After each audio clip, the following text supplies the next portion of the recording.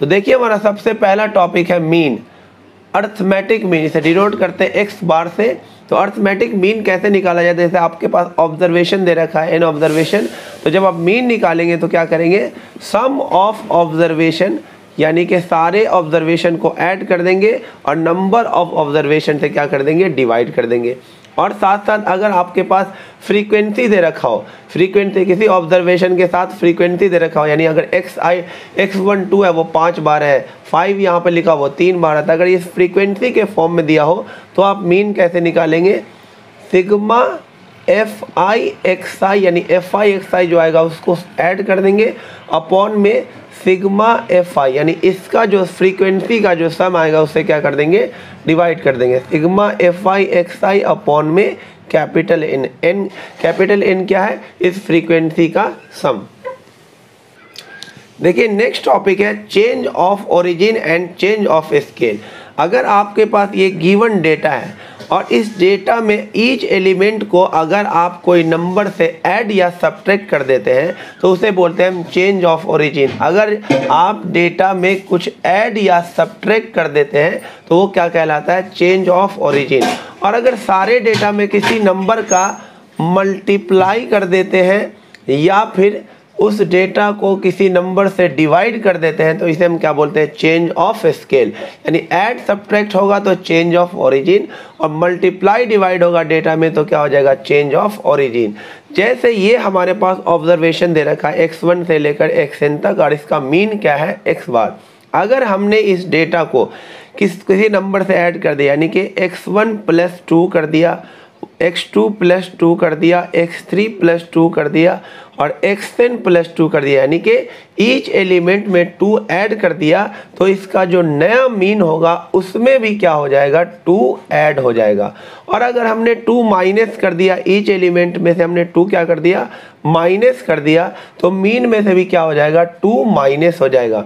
और अगर हमने किसी एलिमेंट को, सारे एलिमेंट को किसी नंबर से मल्टीप्लाई कर दिया यानी कि इंटू 2 कर दिया, सारे ऑब्जर्वेशन को अगर हमने इंटू 2 कर दिया तो मीन भी क्या हो जाएगा, 2 का मल्टीप्लाई हो जाएगा। मीन भी क्या हो जाएगा, 2 का मल्टीप्लाई हो जाएगा। उसी तरह से हमने सारे ऑब्जर्वेशन को किसी नंबर से डिवाइड कर दिया तो मीन भी क्या हो जाएगा, डिवाइड। यानी जो काम ऑब्जर्वेशन के साथ होगा अगर ऐड करेंगे तो मीन में भी वो ऐड हो जाएगा, अगर सब्ट्रैक्ट करेंगे तो वो नंबर मीन से भी सब्ट्रैक्ट हो जाएगा, अगर सारे ऑब्जर्वेशन किसी नंबर से मल्टीप्लाई करेंगे तो मीन में भी वो नंबर मल्टीप्लाई हो जाएगा, और सारे ऑब्जर्वेशन में से हम किसी नंबर को डिवाइड करेंगे तो वो नंबर मीन में से भी क्या हो जाएगा, डिवाइड हो जाएगा। Geometric mean of 2 number, 2 number का हमें अगर ज्योमेट्रिक मीन निकालना हो, geometric mean of A and B, 2 number का अगर हमें ज्योमेट्रिक मीन निकालना होगा तो वो होगा √AB। और अगर हमें ज्योमेट्रिक मीन ऑफ बहुत सारा नंबर निकालना हो, x1 x2 x3 and so on xn, तो सबको मल्टीप्लाई कर दो, x1 x2 x3 and so on xn, और उसकी पावर में क्या लगा दो, 1/n, तो हमें इसका क्या मिल जाएगा, ज्योमेट्रिक मीन मिल जाएगा। जैसे एक एग्जांपल देखिए, अगर हमें 2 4 8 16 35 का ज्योमेट्रिक मीन निकालना तो क्या हो जाएगा, 2 × 4 × 8 × 16 × 32, और हमें इसका क्या निकालना है, ज्योमेट्रिक मीन। तो ये 5 है तो यहाँ पे क्या आ जाएगा, 1/5। इसे हम लिख सकते हैं 2 की पावर 1, 2 की पावर 2, 2 की पावर 3, 2 की पावर 4, 2 की पावर 5 की power 1/5। Base same power add तो ये हो जाएगा 9 12 और ये 15 आ जाएगा, और उसकी पावर क्या, 1/5, ये 5 से कट के 3 हो जाएगा, 2 की पावर 3, यानी आंसर क्या आ जाएगा, 8। अब नेक्स्ट टॉपिक हमारा हार्मोनिक मीन। हार्मोनिक मीन कैसे निकालते हैं, अगर हमें x1 x2 x3 xn का हार्मोनिक मीन निकालना है तो वो हो जाएगा n अपॉन में 1 अपॉन में x1 प्लस 1 अपॉन में x2 and so on 1 upon में xn, ये हो जाएगा n नंबर का हार्मोनिक मीन। जैसे हार्मोनिक मीन को समझने के लिए क्वेश्चन दे रखा है, find harmonic mean of this. अगर हमें इस चारों नंबर का क्या निकालना, हार्मोनिक मीन, तो ये फॉर्मूला क्या होता है, n अपॉन में 1 upon x1 1 upon x2 plus 1 upon x3 1 upon x3 plus में 1 अपॉन x4 हो जाएगा। यहाँ पे n 4 है तो यहाँ पे 4 हो जाएगा। 1 अपॉन 1 प्लस जब इसे हम रेसिप्रोकल करेंगे तो 1/2 का उल्टा क्या आ जाएगा 2, 1/3 का उल्टा क्या आ जाएगा 3, अब 1/6 का उल्टा क्या आ जाएगा 6, यानी 4 अपॉन में ये हो जाएगा कितना 12। तो हमारा आंसर क्या आ जाएगा 1/3 यानी कि फर्स्ट ऑप्शन क्या हो जाएगा। नेक्स्ट टॉपिक है मीडियन। मीडियन क्या होता है, that value of observation such that observation above it is equal to observation below it, यानी उससे ऊपर या उससे लेफ्ट में और उससे राइट में क्या होगा ऑब्जर्वेशन क्या होगा सेम। जैसे हमें इसका अगर मीडियन निकालना है तो ये 3 इधर से हट जाएगा, 3 इधर से हट जाएगा और मीडियन क्या आ जाएगा हमारा 10। सबसे पहले उसे असेंडिंग ऑर्डर में करना होगा। असेंडिंग ऑर्डर में करने के बाद जो बीच वाला टर्म होगा वही हमारा क्या होगा मीडियन। तो मीडियन यहाँ से क्या आ जाएगा 10। अब अगर यहाँ पर इवन नंबर हो 1 2 3 4 5 6 इवन नंबर है तो इसका मीडियन क्या होगा, ये जो बीच के 2 है इसको दोनों को सम करके यानी 5 प्लस में 7 अपॉन में क्या कर देना 2 यानी कि 12/2। तो इस ऑब्जर्वेशन का मीडियन क्या आ जाएगा 6 आ जाएगा। देखिए जैसे हमारे पास नंबर ऑफ ऑब्जर्वेशन अगर n है और अगर n ऑड होगा तो मीडियन कैसे निकलेगा, n अगर ऑड होगा तो मीडियन क्या होगा n + 1/2th टर्म, यही जो टर्म होगा वो हमारा क्या होगा मीडियन। जैसे इसी एग्जांपल में देख लीजिए यहाँ से यहाँ पर कितने हैं 1 2 3 4 5 ऑड है, तो ऑड के केस में जो मीडियन होगा ये 5 है ना, तो 5 क्या लिखेंगे 5 + 1/2, यही वाला टर्म क्या होगा हमारा मीडियन हो जाएगा, यानी कि कितना हो जाएगा थर्ड टर्म जो होगा वो हमारा क्या होगा मीडियन। तो यहाँ पे थर्ड टर्म क्या है 8, तो इस केस में मीडियन कितना आ जाएगा 8 हो जाएगा। उसी तरह अगर n इवन होगा कैसे निकाला जाएगा, n/2th term plus n/2 + 1th term और उसको 2 से क्या कर देंगे तो डिवाइड। तो इस केस में टोटल टर्म 4 है तो n/2 क्या हो जाएगा सेकेंड टर्म प्लस अगला थर्ड टर्म और उसको 2 से क्या कर देंगे डिवाइड। तो सेकेंड टर्म क्या है 4, थर्ड टर्म कितना है 8 अपॉन में 2 यानी कि 12/2 हमारा मीडियन कितना आ जाएगा 6 आ जाएगा। अब नेक्स्ट टॉपिक आता है मोड। मोड क्या होता है, जो सबसे ज्यादा बार रिपीट हो रहा है। It is the observation whose frequency is maximum, जो सबसे ज्यादा बार रिपीट होता है उसी को हम क्या बोलते हैं मोड। जैसे ये 2 है 2 5 3 8 8 2 9 7, तो इस केस में 2 3 बार आ रहा है तो इस केस में जो मोड हो जाएगा वो कितना आ जाएगा 2 आ जाएगा। उसी तरह से ये दे रखा फ्रीक्वेंसी के साथ दे रखा ऑब्जर्वेशन 105 4 बार है, 115 2 बार है, 125 10 बार है, 135 22 बार है, 140 18 टाइम है। तो इस केस में जो मोड हो जाएगा सबसे ज़्यादा बार कौन आ रहा है 135, तो मोड क्या हो जाएगा, इसकी फ्रीक्वेंसी सबसे ज़्यादा है तो मोड हो जाएगा हमारा 135। देखिए नेक्स्ट टॉपिक है effect of change of origin and change of scale on these 3 quantity, mean median और मोड। मीन के बारे में तो बता दिया कि चेंज ऑफ स्केल और चेंज ऑफ ओरिजिन पे क्या फ़र्क पड़ेगा। सेम यहाँ भी होगा मीडियन और मोड में। ये अगर कोई ऑब्जर्वेशन है इसमें अगर आप कुछ ऐड करोगे तो मीन मीडियन और मोड में भी क्या आ जाएगा वही नंबर क्या हो जाएगा ऐड हो जाएगा। यानी इसमें अगर आप के ऐड करोगे तो यहाँ भी क्या हो जाएगा के ऐड हो जाएगा, यहाँ भी के ऐड हो जाएगा और यहाँ भी क्या हो जाएगा के ऐड हो जाएगा। कुछ अगर आप ऑब्जर्वेशन में से सब्ट्रैक्ट करोगे तो इन तीनों में से क्या हो जाएगा सब्ट्रैक्ट हो जाएगा। अगर ऑब्जर्वेशन को किसी नंबर से मल्टीप्लाई करेंगे फिर से तीनों इसमें मीन मीडियन और मोड में क्या जाए वही नंबर मल्टीप्लाई हो जाएगा। और अगर किसी नंबर से ऑब्जर्वेशन को डिवाइड करोगे तो मीन भी मीडियन भी और मोड भी क्या हो जाएगा उसी नंबर से डिवाइड हो जाएगा। देखिए नेक्स्ट टॉपिक है कंबाइंड मीन। अगर 2 अलग अलग ऑब्जर्वेशन दे रखा हो x1 x2 से लेकर n1 तक और उसका मीन है a1, दूसरा ऑब्जर्वेशन है y1 y2 yn y3 से लेकर yn2 तक, इसमें नंबर ऑफ टर्म है n2 और इसका मीन अरिथमेटिक मीन क्या है a2 और इसका अगर हमें कंबाइंड मीन निकालना हो cm निकालना हो तो ये क्या हो जाएगा n1 a1 प्लस में n2 a2 अपॉन में n1 प्लस में n2। n1 है number of term in first observation, a1 है फर्स्ट ऑब्जर्वेशन का मीन, n2 क्या है number of observation in second term second series और a2 क्या है सेकेंड ऑब्जर्वेशन का मीन अपॉन में n1 प्लस n2। ये हो जाएगा कंबाइंड मीन का फॉर्मूला। देखिए कंबाइंड मीन को समझने के लिए क्वेश्चन लेते हैं। In a class of 150 students mean weight of boys का मीन वेट है 70 kg और गर्ल का मीन वेट है 55 kg। और फाइंड नंबर ऑफ बॉयज़ आपको निकालना जब मीन वेट ऑफ पूरे क्लास का मीन वेट कितना है 60, यानी कंबाइंड मीन कितना दे रखा आपके पास 60। तो हम क्या कर लेते हैं, नंबर ऑफ गर्ल को क्या लेते हैं, गर्ल्स को ले लेते हैं x, और बॉयज़ जो हमें निकालना है वो कितना हो जाएगा फिर 150 माइनस x हो जाएगा। तो हम कंबाइंड मीन का फॉर्मूला लगा देते हैं। कंबाइंड मीन किसके इक्वल हो जाएगा, n1a1 प्लस n2a2 अपॉन में n1 प्लस में n2। तो कंबाइंड मीन तो कितना पूरे क्लास का 60, n1 यानी कि गर्ल को ले लो x और गर्ल का कंबाइंड मीन कितना है 55 और प्लस n2 ये नंबर हो जाएगा बॉयज़ वाला 150 माइनस x और बॉय का मीन कितना है 70 अपॉन में टोटल नंबर 150 क्रॉस मल्टीपल कर दीजिए, ये हो जाएगा 9000, इधर जाके ये हो जाएगा 55x, ऐसे मल्टीप्लाई करेंगे तो कितना हो जाएगा 10,500 और इसे मल्टीप्लाई करेंगे तो माइनस का 70x। तो क्या करते हैं, इसको इधर ले आते हैं, ये हो जाएगा 15x, इसको इधर ले आते हैं, हो जाएगा ये हो जाएगा 1500 हो जाएगा। तो x की वैल्यू हो जाएगी हमारे पास 1500/15 यानी कि 100, यानी गर्ल्स तो हो जाएंगे 100, तो बॉयज़ कितने हो जाएंगे, बॉयज़ हो जाएंगे कितने 50, तो बॉयज़ हो जाएंगे कितने 50, first option.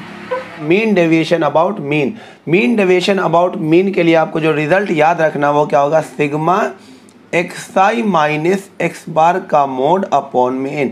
Mean deviation, mean के अबाउट जो ऑब्जर्वेशन होगा उसका डेविएशन कितना हो रहा है, इसको ऐसे भी लिख सकते हैं, या फ्रीक्वेंसी होगा तो सिग्मा fi इंटू में xi माइनस x बार अपॉन में यहाँ पे कैपिटल n आ जाएगा, कैपिटल n क्या हो गया फ्रीक्वेंसी का सम। उसी तरह से मीन डेविएशन अबाउट मीडियन क्या हो जाएगा, sigma xi minus m upon में n, और अगर फ्रीक्वेंसी दे रखा होगा तो सिग्मा fi इंटू में xi माइनस m, यहाँ पे क्या मीडियन अपॉन में कैपिटल n क्या है समेशन ऑफ फ्रीक्वेंसी। और बहुत ही इंपॉर्टेंट टॉपिक है वेरिएंस, वेरिएंस के लिए जो आपको रिजल्ट याद रखना है सिग्मा xi माइनस x बार का होल स्क्वायर अपॉन में total number of observation. Frequency अगर होगा तो f का मल्टीप्लाई हो जाएगा, और इसे इस तरह से भी लिख सकते हैं सिग्मा xi का स्क्वायर अपॉन में n माइनस x बार यानी मीन का होल स्क्वायर। ये रिजल्ट एकदम अच्छे से याद रखना, इस पे बहुत सारे क्वेश्चन आज होने वाले हैं।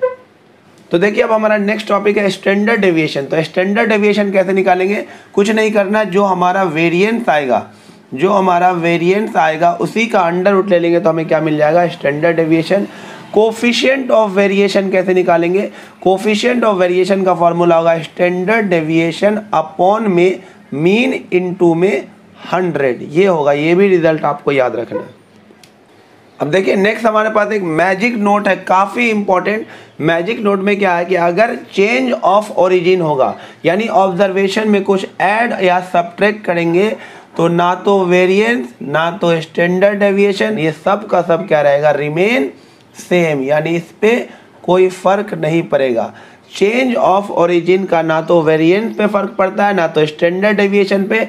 चेंज ऑफ स्केल यानी कुछ ऐड और सब्ट्रैक्ट करने से वेरिएंस स्टैंडर्ड डेविएशन ही बदलेगा। देखिए जब चेंज ऑफ स्केल होगा, जब किसी ऑब्जर्वेशन को आप किसी नंबर से मल्टीप्लाई या डिवाइड करेंगे तो वेरिएंस पे फर्क पड़ेगा।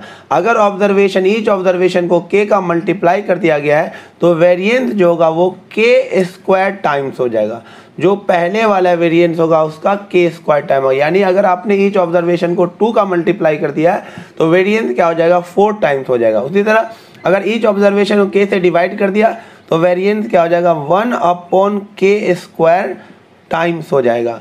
और अगर स्टैंडर्ड डेविएशन में क्या चेंजिंग आएगा, अगर ईच ऑब्जर्वेशन को k का मल्टीप्लाई कर दिया गया है तो स्टैंडर्ड डेविएशन भी क्या हो जाएगा k टाइम्स हो जाएगा। इसमें k स्क्वायर नहीं आएगा क्योंकि अंडर रूट लगा होता है।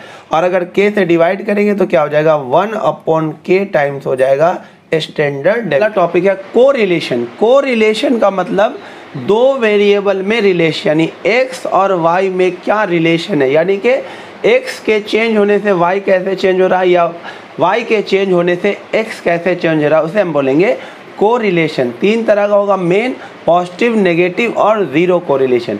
पॉजिटिव कोरिलेशन में क्या होगा, अगर एक क्वांटिटी इंक्रीज होगा तो दूसरी क्वांटिटी भी क्या होगी, इंक्रीज, या एक क्वांटिटी अगर डिक्रीज होगा तो दूसरी क्वांटिटी भी क्या होगी, डिक्रीज होगी। नेगेटिव रिलेशन में क्या होगा, उल्टा, अगर एक क्वांटिटी इंक्रीज होगी तो दूसरी क्वांटिटी क्या हो जाएगी, डिक्रीज, या फिर एक क्वांटिटी डिक्रीज होगी तो दूसरी क्वांटिटी क्या हो जाएगी, ये इंक्रीज हो जाएगी, उल्टा, इन्वर्सली। और ज़ीरो कोरिलेशन में क्या होगा कि x के बढ़ने या फिर x के घटने से y पे कोई चेंजिंग नहीं आएगा, यानी कि एक क्वांटिटी अगर इंक्रीज या डिक्रीज होता है तो दूसरी क्वांटिटी पे कोई फर्क नहीं पड़ेगा। नेक्स्ट टॉपिक हमारा कोवेरिएंस। कोवेरिएंस जो होगा, दो ऑब्जर्वेशन x और y का याद रखना पड़ेगा। जैसे वेरिएंस का फॉर्मूला था सिग्मा xi माइनस एक्स बार का स्क्वायर अपॉन मेन, कुछ ऐसा था ये कोवेरिएंस का formula, sigma xi minus x bar into में yi minus y bar upon में n, ये है covariance of x and y। Next topic हमारा कोरिलेशन कोफिशिएंट, याद रखना होगा हमें। कोरिलेशन कोफिशिएंट को r से डिनोट करते हैं, ये किसके इक्वल होता है, covariance of x y upon में standard deviation of x into में standard deviation of y। Sigma से किसको डिनोट किया जाता है, स्टैंडर्ड डेविएशन से, सिग्मा स्क्वायर को किससे डिनोट किया जाता है, वेरिएंस से। तो ये फॉर्मूला आ गया कोरिलेशन कोफिशिएंट का। अब देखिए हमारे पास है नेक्स्ट टॉपिक रिग्रेशन। इसमें दो चीज़ें बहुत ध्यान से याद रखना है क्वेश्चन करने के लिए।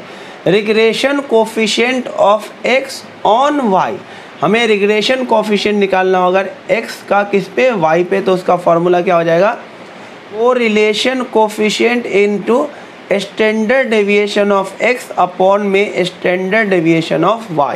फिर आपको क्या याद रखना है, regression line of x on y, regression line निकालना है x का किस पे, y पे, तो इक्वेशन क्या याद रखना है, x minus x bar is equal to regression coefficient यानी b of x y into में y माइनस वाई बार, आपको ये याद रखना है।